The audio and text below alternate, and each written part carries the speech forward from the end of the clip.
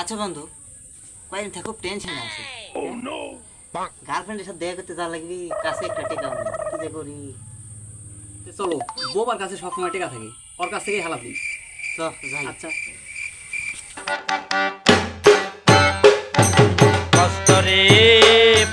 ভাই 200 টাকা দে তো লাগবে।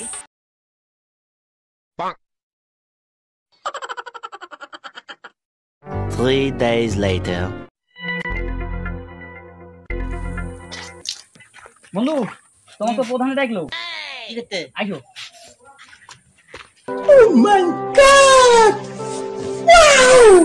আসসালামু আলাইকুম প্রধান সাহেব।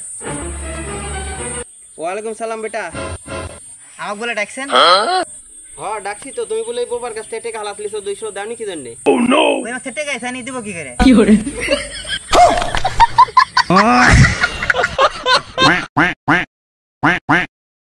তুই টাকা দাসনি কি জন্য?